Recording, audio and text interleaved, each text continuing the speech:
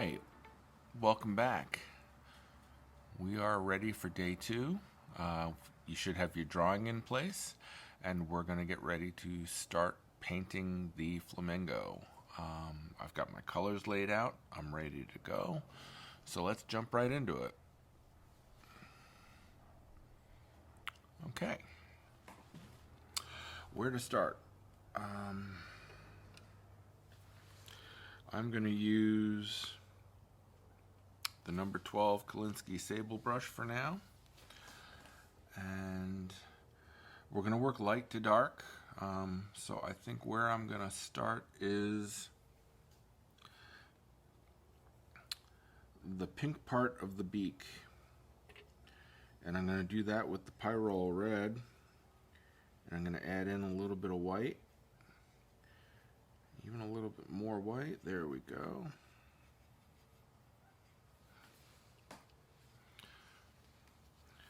And then just a dot of that quinacridone magenta.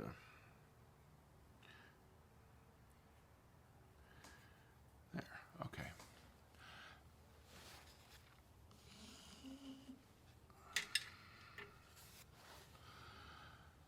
All right, I'm going to come in here under the eye, and while I am using some gouache in here, it's really still very transparent watercolor. I just used it to really clean up that color a little, to give it a little bit of body.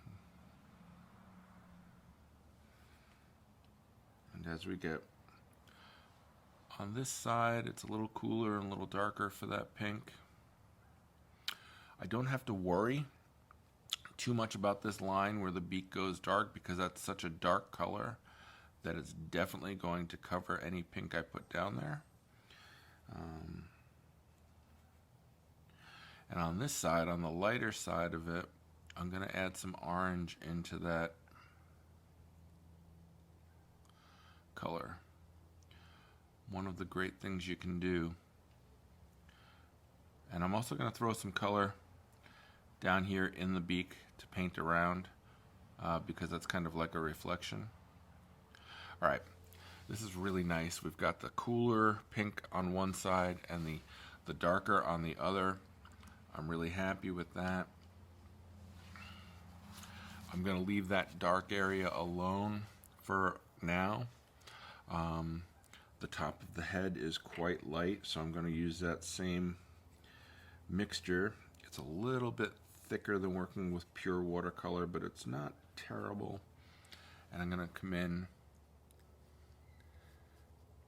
and hit the top of the head and towards the front, because that's definitely got that lighter, more body, and it definitely comes down into the front. Again, it's okay to go outside your boundaries here, because it's going to be a dark color when we're done with it. Now here we've got this more of a glowing orange, so I added some orange into the pinky white, and it also starts to get darker, much darker actually. So now I'm going to pure pigment, pure color, instead of adding the white into it. And as we get down here, we're going to mix up that more muddied color, which was the primrose yellow, added to the quinacridone magenta.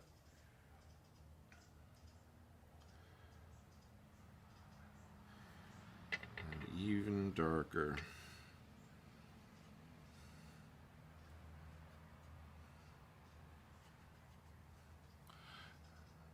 Really, as you get down into here, that might be too yellow.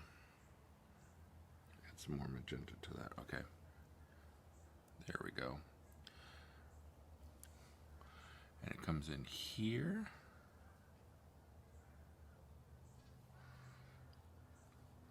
Okay, and down here.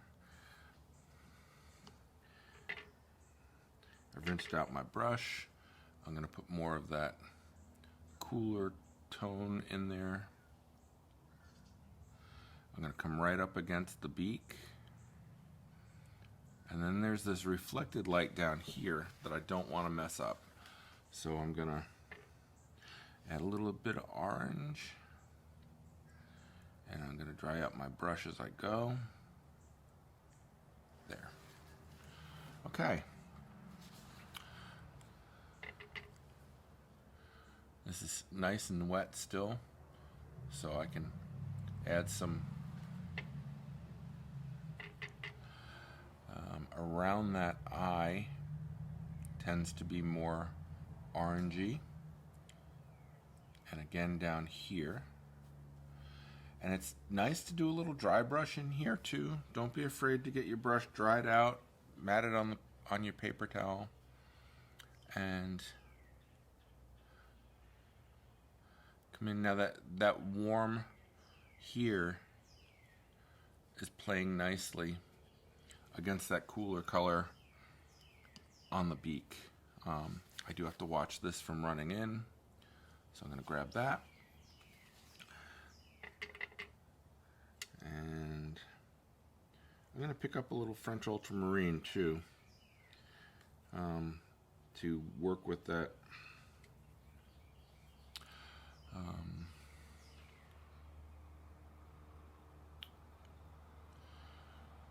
more purpley color. I'll come in and put this in here, and it comes in here a little bit, and that might be a little bit dark. So I'm gonna dry my brush off and come in and just dab at that a little bit. We don't want it to be too much.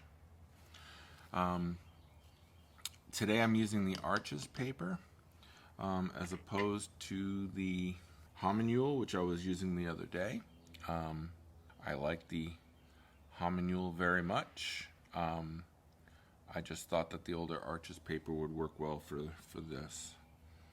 Now we've got a little bit of a shadowy area here, and then it runs down. And now, because we're wet and wet, we can just drop this in and it'll be just fine. Looking good. It's looking real good. Come in with a damp brush and work those shapes a little bit. We want to keep this orangey color in here where it's got some reflected light. Again, back here. And then down here, it's got that reflected orange.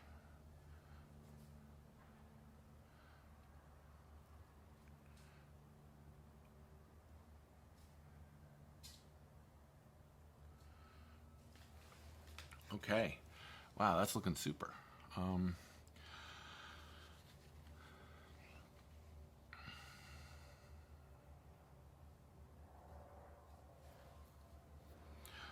right, I'm going to move to the bigger Kolinsky brush. This is the number 14, and we're going to knock the body out fairly quickly.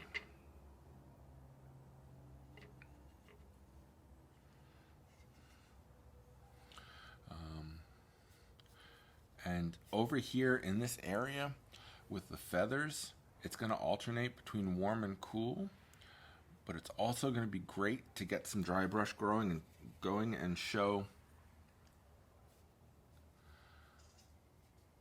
some of the light dots on the paper. That'll take care of the texture of the feathers without you having to actually do them. Now, where you have this shadow area at the bottom of the neck, where it meets the feathers and the body, what I would do is leave a white line, get close but don't touch. That'll be handy, because then you won't run the chance of running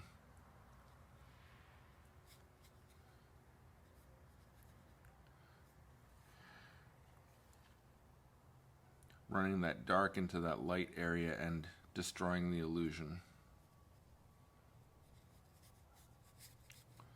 And I am using every bit of paint in the brush before I go back and load up again in order to get some of this really, really nice texture.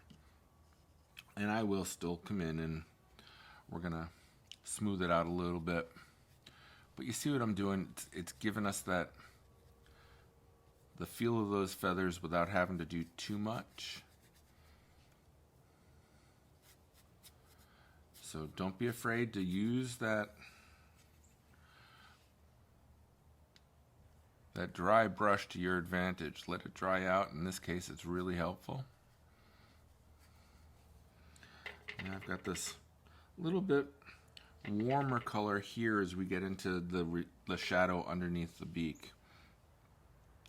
And it's a little bit of orange, a little bit of that white, and then you drop it right in here. And again, under the beak, inside of that curl where the end of the neck is. Now with just water, I'm coming in and adjusting a few of those areas.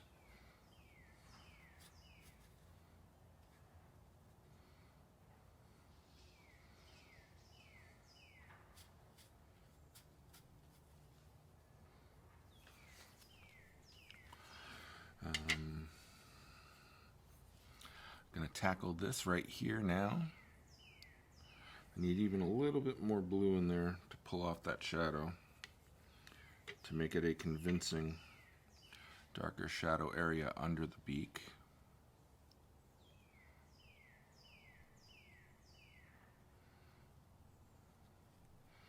And this kind of ripples and runs and binds into this stuff over here, so it's okay if it's not perfectly dry. Get some dark in there and keep dropping it, letting it run. There is shadow here. Comes down.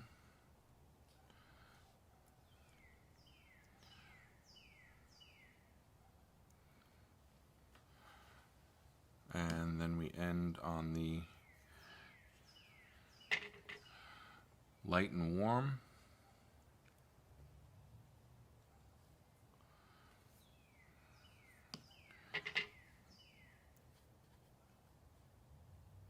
Bring it right out to the edge. And then I'm going to use the tip of the brush and do some of these like this.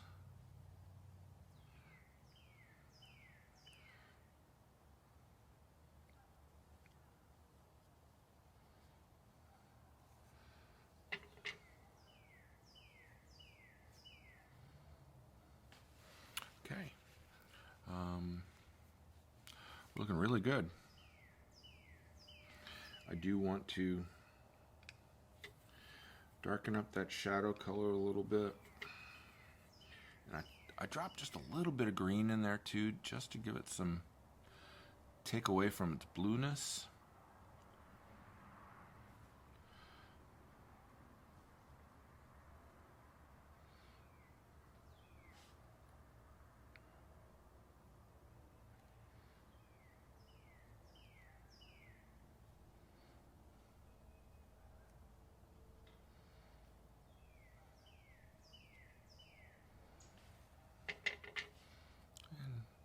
Drop some more of that purple color in, and that does something like that.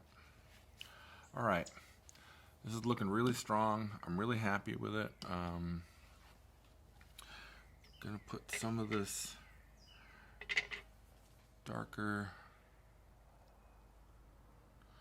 shadowy kind of color here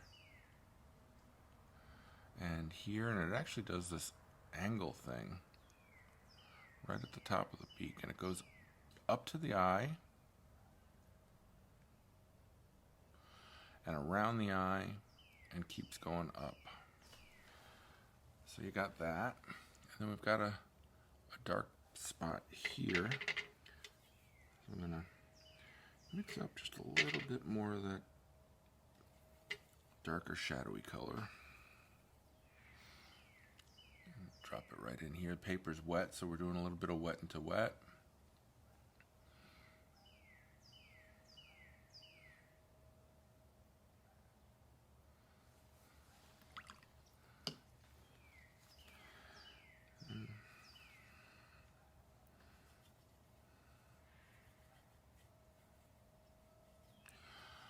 tone down that color a little bit, and it comes down and into here, as well as definitely defines this edge.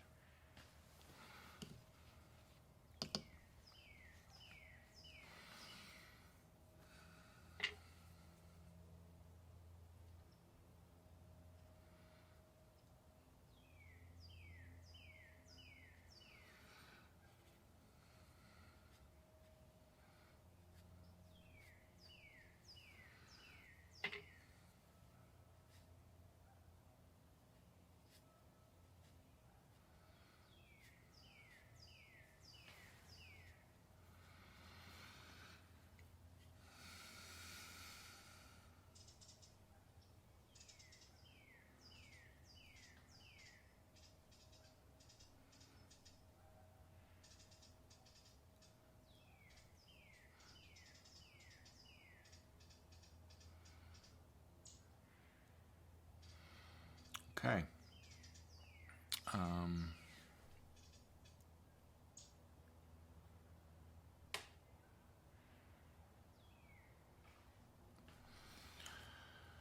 Okay. Boy, we are real close. I'm gonna put a little bit more warm in here. Okay. And darken up this.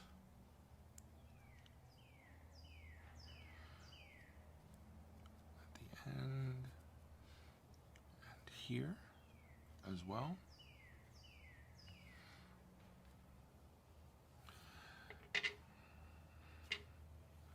Now what I want to do is definitely the dark around that shape. And come in with that, come in with that.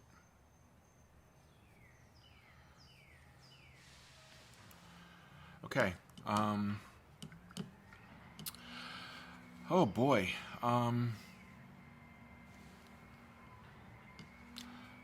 What do I want to do? I am going to finish one more thing and then we're done with this for today and we'll move on to the dark so we don't spoil it.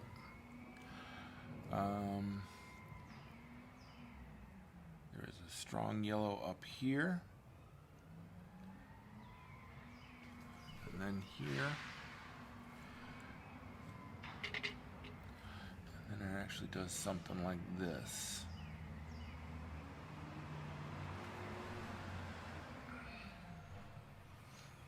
And then we get a little tiny bit of dark on the outside, and then actually comes down into there.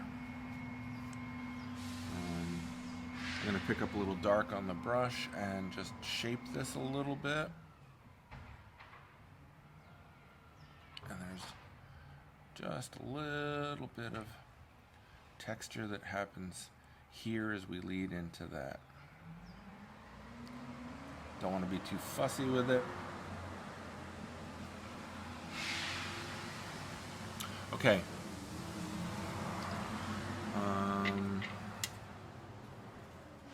Every time I say okay, I keep picking up the brush. I just want to darken this shadow down here. And again from the bottom of the beak. Let me get that.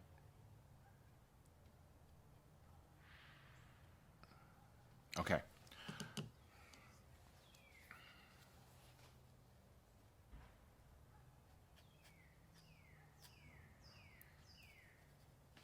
There. I'm going to let this dry. That's where we're going to stop for now. Tomorrow I will add in the dark background and the black of the beak and then make any adjustments to tone that we might need. In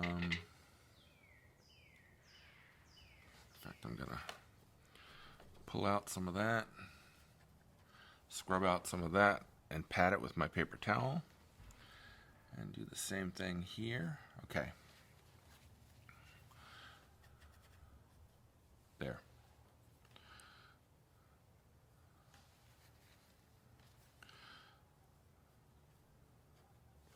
Okay, there we have it. Day 1 of the Flamingo. Tomorrow we're going to finish this off, and tomorrow will be rather quick because it'll be the backgrounds and the beak, and then throwing in some extra darks. We should be able to knock that out in 15 minutes. Sound good? All right. I'm going to talk to you tomorrow. Keep painting.